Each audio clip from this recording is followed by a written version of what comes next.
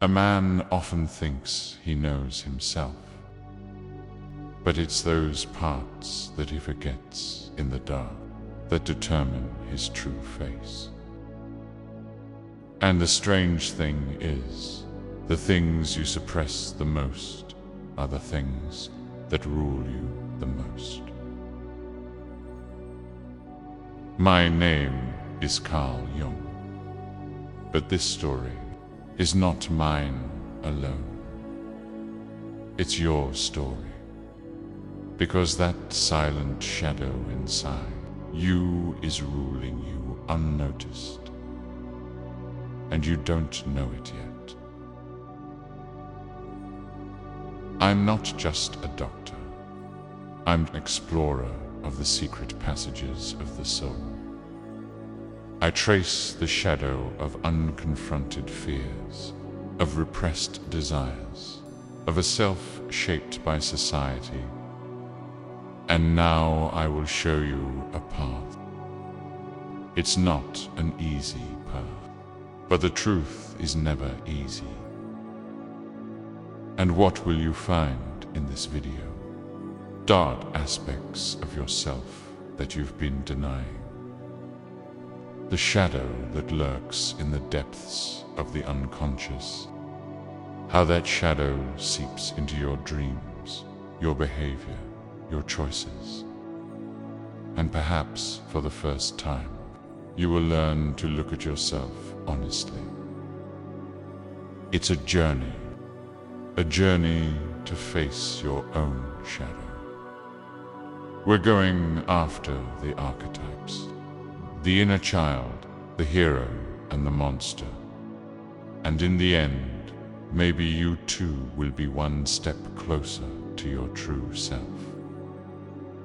Now, I ask you, are you ready to come eye to eye with the darkness inside you? To understand it instead of suppressing it? And finally, to put the pieces together to become the real you? If the answer is yes, then come. Let's start looking at your shadow. Because only when you look at your shadow can I introduce you to who you really are. You have a shadow, but you don't see it. Because shadows are behind the light. When I first noticed the shadow, I thought it was an enemy. But then I realized the shadow is the unmasked parts of ourselves that are repressed. The sum of the parts of us that belong to us but are hidden from us. The shadow is everything you refuse to accept about yourself. The thoughts you are ashamed of, your jealousies, your anger, your suppressed desires. What society calls shameful, what your family says is forbidden, what you say is not me. It's all there in the shadows. When you were a child, you stopped crying because they punished you. You're a man's man, they said. Good boys don't get angry, they said. And you gradually stopped being yourself. You suppressed your feelings, your desires, the difference in you. And everything you suppress turned into your shadow. The shadow is your dark reflection, and it watches you every moment, in every situation. But remember, the shadow is not evil. It is just a reality pushed into the unconscious. It is not our weakness, it is our incompleteness. I chose to recognize my shadow on this journey. I did not fight it. I listened to it. Because if you suppress your shadow, One day, it will become a monster that rules you. But if you understand it, it becomes a guide that liberates you. So now, I want to ask you, how much do you know about the parts of yourself that you suppress? Your shadow doesn't move around. It doesn't like to be seen, but he's always with you. It just wears other faces. It hides in other places. And you move it around in your life without realizing it. I saw my shadow in my dreams, but at first I didn't understand, because he looked like the enemy, a figure I ran away from. It was something I didn't recognize, but strangely belonged to me. It turns out my shadow speaks the language of my subconscious, dreams, symbols, fears. That's why I'm telling you. You know those scenes that disturb you the most at night. That's where your shadow hides. But not only in dreams and in your reactions. When it suddenly shines, when a word is taken too much, when you envy or despise someone. In those moments, your shadow takes your place. Your shadow shows itself in the thing that angers you the most. If you can't tolerate a human being, if there's something about him that pisses you off, stop and ask yourself, can this happen to me? Most of the time, the answer is yes, and that's where the shadow appears. As a mirror, you suppress your shadow, but he calls you through others. So people don't just befriend us. It shows us to us. This is what I learned over time. To know myself was to understand why I reacted the way I did to others. Every anger, every escape, every silence. It was a letter my shadow sent me. What about you?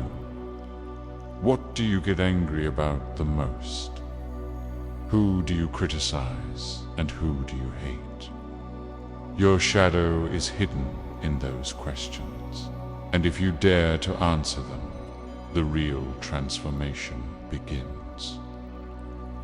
Now we're getting closer, because the shadow doesn't just hide. Over time, it starts to rule you. In the next episode, we'll talk about how these dark parts shape your life. Sometimes there are feelings you don't understand. Anger that comes out of nowhere. Fears you can't control. Unwarranted jealousy or a restlessness for no reason. They belong to you, but you don't know where they come from. Neither did I, until I realized that everything I'd been repressing was building up inside me. The shadow doesn't just hide. It grows. The more you repress it, the stronger it gets. Because repression is not destruction. On the contrary, it means to nurture that part.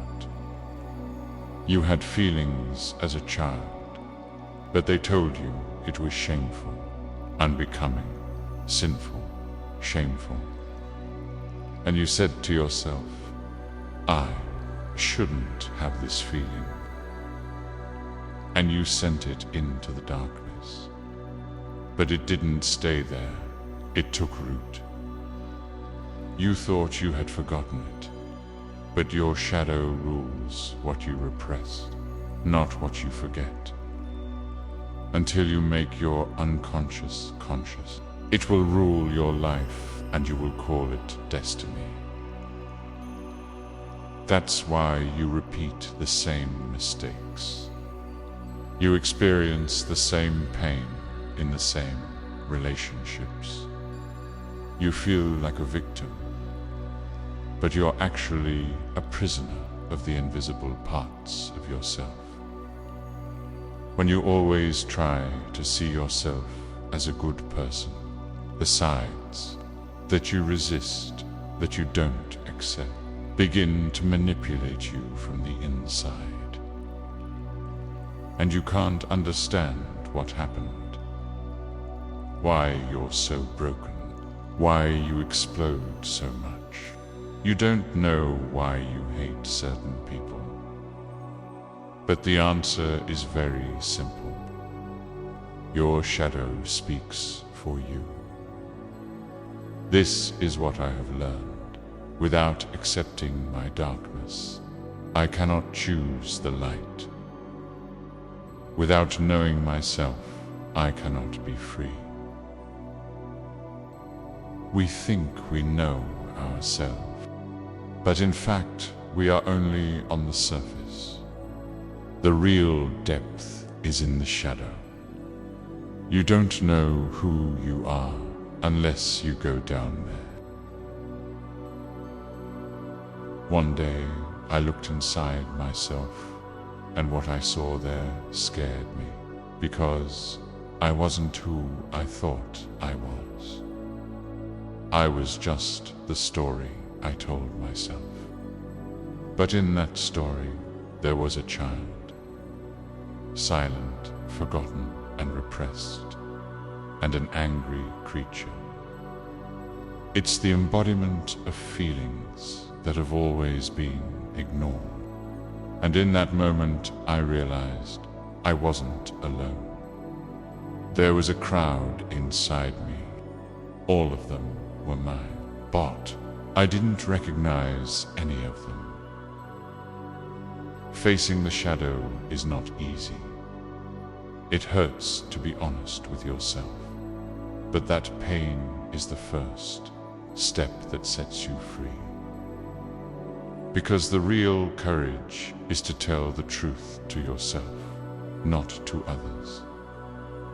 Archetypes live inside every human being.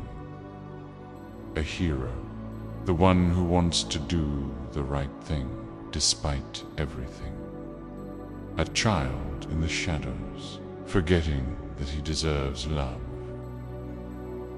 And an inner monster, the voice of repressed desires, fears, anger. These three don't fight. It just wants to be recognized. They want to be accepted, understood. I didn't destroy my shadow. I didn't fight with it. I just listened. I asked him what he wanted to tell me. And that's when I started to change. Integrating the shadow is not suppressing it. It's giving it a place, to let it give meaning to your life without denying its darkness. Because it's not about silencing that monster inside you.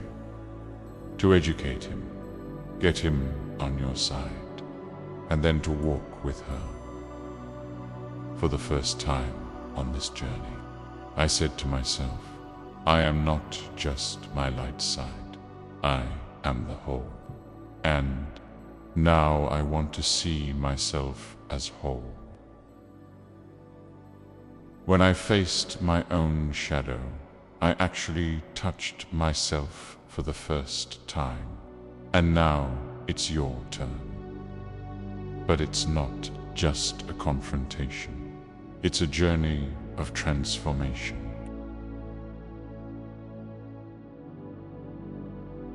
I'm collecting all my pieces now.